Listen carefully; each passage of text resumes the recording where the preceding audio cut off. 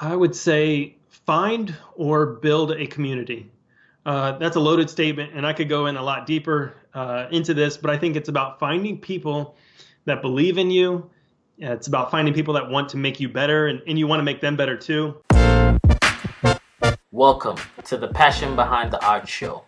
It's all about diving in with individuals to learn the story behind their passion. It's your host, Daryl Pinnock. All right, well, I'm excited to have Ben Stafford on the Passion Behind the Art Show. This is my first time officially meeting him. We have friends in common, so I was like, let's have him on the show. Ben, welcome. Thank you very much, Daryl. Appreciate you having me. Yeah, man, it's I've heard about you through various people, and Alicia for one, and so I was just like, let's do this. Yeah, I've seen you've had a lot of my friends on, which is good. I can also see that you have a lot of the same Creative South family. Yes. Awesome. Yes, I got inducted by Mike, so Mike and Fantastic. Diane. So it's been pretty awesome. Good. All right, so let's jump. It's all about you. It's not about me. How did Ben's journey start?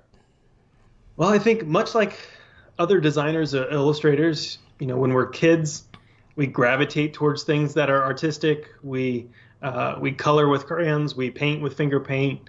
And like most kids, that's fun. It's all well and good for a few years, and a lot of kids often fade, and they don't touch that stuff anymore. But I think artistic kids, that's kind of where they feel comfortable. That's where they feel like they're meant to be. And I think that was me growing up. I did draw from, infancy, when I could hold those Bob Evans crayons you get in your hand. And, I just stuck with it. I continued to see my progress and see myself grow. And I liked that I was always getting better. And so I think it was just the encouragement that I got from friends and family. And I knew I was in the right spot. Okay, cool. So how did you decide? Because there's graphic design, and then there's all these various subtitles between job roles. How did you decide to do illustration and the type that you do? Right. So initially after high school, I was made aware of graphic design. I took some courses in college, and I felt like this was a really cool way to display my ability to think differently. I knew I saw the world differently, but I didn't know how to really, put that out there except through graphic design. And so I found it, felt attached to it, and pursued it. Was into graphic design in the field for a very long time before I touched illustration. Originally, when I was a kid, I thought I was going to be working at Disney as an animator. I didn't touch animation, but I thought that's where I was going to go. And I loved drawing as a kid. I loved illustrating cartoons and comics and all the things that I did. I felt like I was good at, but didn't pursue. Graphic design has its place and illustration has its place, and they can merge from time to time. But it wasn't until about 4 years ago that I really started illustrating and thought, I really enjoy this almost more than design. And if there's a way I can do this for a living or get paid for this, I want to pursue that. And so I spent a pretty good amount of time, months, maybe even a full year, just pushing myself and giving it all I got to see if I could compete with the other illustrators that are out there. And sure enough, I put my work out there. I got some really great jobs from it, and I think that's really paid off. The hard work has paid off, and now 4 years later, I've got some really great illustration gigs, some great clients under my belt, and I feel very comfortable with where I'm at. Oh, that's awesome. So my question is, are you currently working for someone as an illustrator? So I've got some contracts that are pretty good. I am doing continual editorial illustration gigs for Answers Magazine. And then most of my other illustration gigs are on a freelance contract basis. So Okay. If whenever they come by, or if I pursue them, if I bid on them and I get it, then I get it. But a lot of Beth and I, our work is graphic design. So you and your wife, run your own studio. What is that? Yes, I'm sorry, like? I didn't preface that. My wife and I run our own studio. It's called Fox Meadow Creative. We've had that since 2011. She ran that full time for a few years before I came on board full time in 2014. So your wife is yeah, also an illustrator? What's her role in that? she's a designer, Okay. but she's also fantastic at other things like organization, client account service, a lot of things that I'm not so good at or gifted in. We balance it out each other pretty well. That's the darnest thing. It's like wives usually are more better at those things. Yeah, yeah, she's fantastic. So what is that kind of that dynamic like? Because that doesn't work for every couple. What is that like? Sure, I think a lot of times we hear, I could never work with my spouse. That must be really hard. And I think Beth and we're best friends. We get along great. We work together really well. Like I kind of said previously, her strengths are my weaknesses, and my weaknesses are or I guess whatever the other opposite is. Right. I'm really good at stuff that she may not be. So I think it works well for us. It may not be for everybody else. I know there's a few other design or illustration couples out there. I know the Emmerichs are one, and the Woodards are another. Fantastic people. And so if you can work with your spouse, I'd say go for it. But Right. for the people that can't, you don't have to. It's not a requirement. Right. But the cool thing about it is just like that 100% trust factor. It's just Sure, really, absolutely. That's a great point. Yeah, it's probably I think that's probably the best benefit of it all. It's just like 100% trust in that person. You're absolutely right. I haven't quite thought of that before now, and that's a really cool aspect of our business for sure. I can trust her completely. Yeah. So what is like the first hour of the Stafford's day? What is that like? Yeah, it differs from day to day. We do have a daughter. Her name is Rue. She's almost 5 this December. So she's in preschool 3 days a week. We kind of have to balance the days when she's not, or even after preschool's over. We're taking turns. One person's caring for her or playing with her, and the other person's working. And when she's got a quiet time, we can both work together. So there's a lot of handoffs that happen throughout our day. In the first hour of my day, I'm watching Rue, and I'm drinking my coffee. I'm checking up on social media and the news, and that's great. That's not going to last forever. So I'm enjoying it while I can. Nice. So now that you guys are, running your own studio, I know that you got your wife just written a book, and Jeremy did the illustrations for it. Let's talk Jeremy about Slagle. that. Yeah, Fantastic. let's talk about that book a little. Where did that come from? How did that come about? And how is it doing? Yeah, I think Beth wrote this book. She saw empathy in our daughter when she was about 2 years old. She would really feel sad when she saw like a character on TV really sad, and she just has this nature that she sees it and she wants to understand it. So we like to explain that to her. And I think it's something that we can nurture in other kids too. And I think that's when Beth's book idea, popped in her head. How can we teach kids about empathy? Putting yourself into somebody else's shoes and coming alongside of them. Right. What does that look like? And so she wrote this book. We sat on it for a long time. I tried to illustrate it. She tried to illustrate it. It's just one of those things that I knew I was holding her up, and I couldn't do that anymore. I want her to succeed. And so I just kind of said, I can't do it. So we're either going to have to find somebody else to do it, or it's just not going to get done. Mm. And we were on a podcast, actually Jeremy Slagle's podcast he does with his friend Thad Devassi. They have this podcast, we're guests, and we talk, and then we go out to lunch. And then that's when the whole thing goes down. I don't know how it comes about. We talk about this story that Beth wrote, and Jeremy, would love to illustrate this book. And we kind of look at each other and we're like, absolutely, let's do this. And so from that point on, that was probably last November or December, he's game and he starts working on it. And we just finished it about a month ago, and that's when we launched our Kickstarter campaign to get the funds to self-publish. We hit our goal within 5 days. Wow. $7,500 in 5 days. And then everything after that was just a bonus. We were really happy to see numerous families get this or pre-order this book. We're hopefully going to have it for people to put underneath their Christmas trees. Nice. It's just so awesome to see that everybody kind of latched onto this empathy idea too. They know how important it is, especially in today's climate. we need to be coming alongside people and not, bashing them. Yeah, I mean, it's just about perspective, just seeing from someone else's side. Sometimes we kind of just see through our lens and just expect everyone should see through our lens. Absolutely. You're right. So how did the name come about? Chin Up Chinchilla. Like, how did that name even come about? We're big fans of alliteration. So I think Beth just found this cute, small little animal that had the, ch sound, and the chin up was just, just a fun little way to say that. So we're just big fans of alliteration. Nothing other than that. Oh, cool. So through your journey, who would you say some of the people kind of helped you through this journey? Sure. I'm blessed to have wonderful and supportive parents. I've had some great family members and friends encourage me since I was a kid. Some teachers, absolutely some great teachers. But the person that comes alongside of me when the going gets tough, that's Beth. That's my wife and business partner.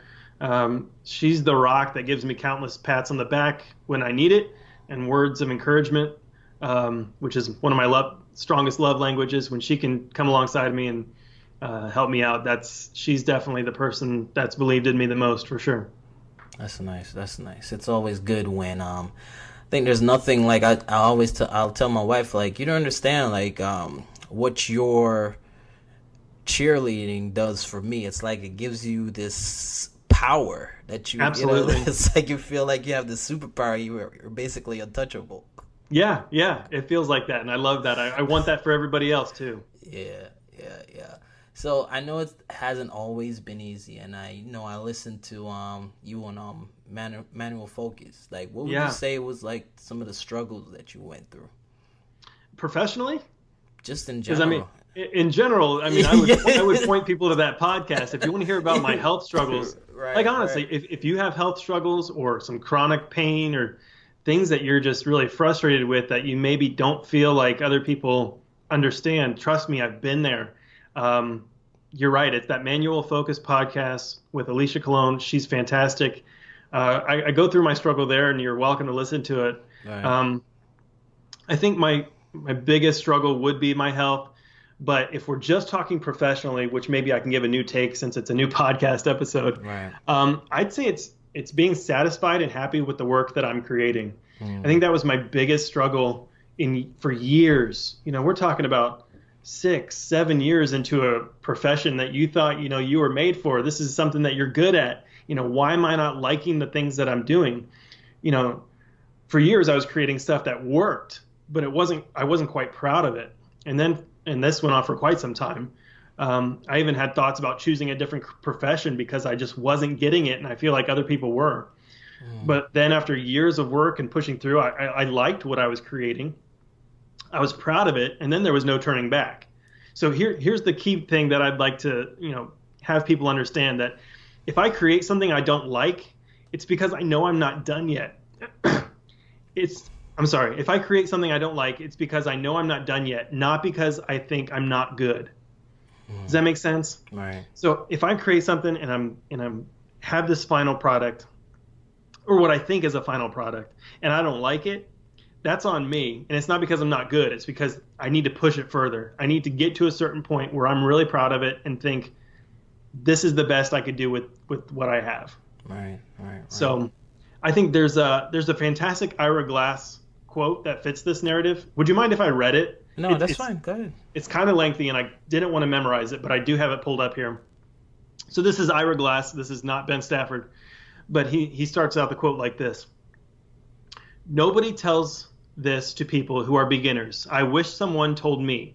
All of us who do creative work, we get into it because we have good taste. But there is this gap. For the first couple of years you make stuff, it's just not that good. It's trying to be good. It has potential, but it's not. But your taste, the thing that got you into this game, is still killer. And your taste is why your work disappoints you. A lot of people never get past this phase. They quit. Most people I know who do interesting creative work went through years of this. We know our work doesn't have this special thing that we want to have. We all go through this. And if you're just starting out or you're still in this phase, you got to know it's normal. And the most important thing you can do is do a lot of work. Put yourself on a deadline so that every week you finish one story. It it is only by going through a volume of work that you will close the gap, and your work will be as good as your ambitions. And I took longer to figure out how to do this than anyone I've ever met. It's going to take a while. It's normal to take a while. You've just got to fight your way through. Man, volumes. That resonated with me for sure, because I found myself in that spot he's talking about. Right. I think a lot of people do. Right. And yeah, you want to give up. You think everybody else is awesome, and they're probably not. Everybody else is shining. Yeah. So he's right. Just do a lot of work, and it's going to take a long time. So that's the best advice I can give, is you got to fight your way through it. And it's funny you said it's going to take a long time. Like, to some people, that's like scary, like a long time. But I feel like, you know what I mean? The ability to exercise patience is like just the key to kind of winning. Absolutely. I completely agree. It's coming back to the same thing over and over again and seeing, how can I improve today? Right. That's it. Nice. So, book recommendations. What are those killer books that Ben reads? Okay, so first I got to get something off my chest. I'm a huge Teenage Mutant Ninja Turtle fan and Batman fan. So I read a lot of those graphic novels. The newest TMNT graphic novels by IDW Publishing are phenomenal. I can't say enough good things about them. If you're fans from way back when, you'll love it. If you're brand new to the series, you'll still love it. But don't worry, I read real books too. I'm reading a really good book about being a good dad to my daughter. I'm also reading the Bible because I believe that God's word changes people. Facts. But I've got a new book that just came out yesterday. It's called The Faithful Spy. I'm showing you. I know your audience can't see it, but it's by John Hendricks. And it's the whole true story about Dietrich Bonhoeffer and the plot to kill Hitler. Wow. And so it's this beautiful, beautiful book. I hope people the design on the cover is, oh my gosh. Like, I mean, sick. It's chock full of information, but every single spread is a beautiful illustration. And so it just, there's something in me that makes me feel good about reading this, because not only am I going to be, intrigued by all the beautiful illustrations, but just the story itself is intriguing too. So I can't wait to start it. It just arrived yesterday, and it's been sitting on my desk taunting me while I work. So yeah, those are my book recommendations. Nice. I like the turtles, Ninja Turtle reference.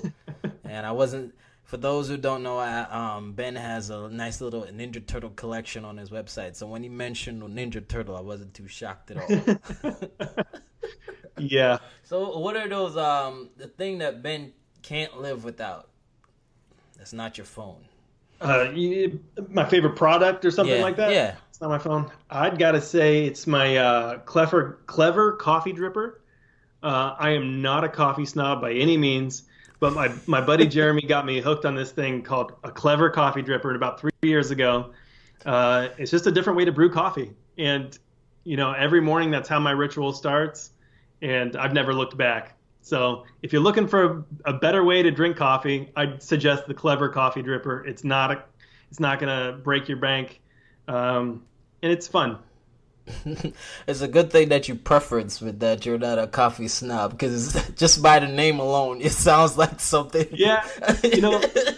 When I put that out, I think I put it on Twitter just years ago. I said, I want a new way to drink my coffee. I know I'm just drinking it like everybody else, and I know that's not the best way to drink it. So give me something simple, give me something easy, and this was it. And that's how I sell it. It's easy and simple. It's not going to break your bank, and it's delicious. So if you like coffee, give it a shot. Okay, cool. So what's next for Ben? Oh, that's a great question. I'm not sure I know, but I can tell you that I love helping other people. I love helping them succeed and become better versions of themselves. So I'm always looking for ways to do that. So I honestly don't know. I really enjoy exploring new ways to create. It doesn't have to be illustration or design. I've written a song. I started to write a screenplay. I write short fiction stories based on songs you'd find in movies. Interesting. It's an Instagram handle called 30-Second Soundtracks. That's 30 and then the word second soundtracks. It's 30 seconds long. You really can't I mean, if you like it, you like it. If you don't, that's fine. You didn't waste more than 30 seconds of your life. But I'm just trying to use my God-given ability to make something. And I'd say if you've got that too, then find other ways you can create. It's refreshing, it's challenging, and it's exciting. And you don't have to be good at something to try something new. Right. That's always really helpful. Like, I can sit down and try to do something, and if it doesn't work, oh well. I had this block of wood, and I said, I'm going to make a wooden spoon. So I carved it out. It was decent looking, but I'm like, you know what? It wasn't that fun, but I'm glad I did it. I made something. I think Beth even threw it away. It's not something you put on your shelf or anything like that. But I tried it. Right. And I'm not good at it. It's not something I really feel like I'm called to make spoons for the rest of my life. But I made something, and I think you're out there making. You don't have to be good at it. Just do it. So I'm intrigued about these songs. Are you just writing lyrics, or are you making composition? Okay, so 30-second soundtracks. I don't write the music. What happens about that process is I listen to tons of music. I'm a huge music fan, nerd, whatever you want to call it. I listen to over probably 200 albums a year, new albums every year, and then I do this big review on December 31st. And this is my 10th year doing that. So I listen to tons of music. So if there's a piece of music that I think, man, this is cinematic, this should be in a movie or in a TV show, I utilize that song. I put it in the background, and then I write a story. It's called microfiction or short fiction. Oh, cool. But it's probably, I don't know how many words, 85 words, something like that. Super short. It takes about 30 seconds for me to narrate, or less, 25 seconds or so. And then I put my narration over the song as if I'm describing a scene from a movie. And so that's why I called it 30-second soundtracks. I think if somebody said, Ben, you're a billionaire, you don't have to work another day in your life, and you can choose any profession, what would you do? And I would be a music supervisor for TV and movies. I'd be the guy that they'd go to and say, Ben, we have this scene. It's already written. We've already filmed it. We need a song to go in the background. Pick the song for it. I'm your dude. I can do that all day long. I'm making playlists for anything and everything in my life because my life is a soundtrack. And so whenever I take a new trip somewhere, if I'm on a plane or a road trip, I always buy a couple new albums, at least one. And so I listen to that album a lot during that trip. And so whenever I go back and listen to that song, I remember that time that I took this trip. It's an instant time machine. And I feel like music is a time machine. So I try to, have my life revolve around music, especially new music, because I can always point and say, yes, I remember that summer of 2017 because this album came out and we listened to it a lot that summer. So yeah, you really struck a nerve. I'm nerding out talking about music now, but that's just something that's a huge hobby of mine. And so I thought, I love writing. I like writing these short fiction stories to go along with the music, and I feel like that's a good blend. I struck a nerve. You struck a nerve for me, because if you don't know, originally that's how the podcast started. Okay. Yeah. Interviewing musicians. Yes. Okay. Yeah, because I am in love with music myself, and I interviewed musicians for a while, and then I started interviewing a couple of people that I knew, and I think Mike and Diane were the first people, but that's how the podcast literally started. Okay. Just because I love because I grew up around that, just musicians and just instruments, and it's funny the whole idea of picking a song for a scene is just extremely intriguing to me because it kind of sets the mood. Absolutely. Yeah, so it's just so when you started talking about it, I'm like, okay. Cool. Very cool. Yeah, so do you play any instruments? I did as a kid, and now I just play by ear. So, as a kid, I played piano, clarinet, and then guitar. Okay. But yeah, I can find my way around piano pretty well just by playing by ear. But it's a lot of fun. Nice. Yeah, that sounds so cool to me. I'm definitely gonna check this out.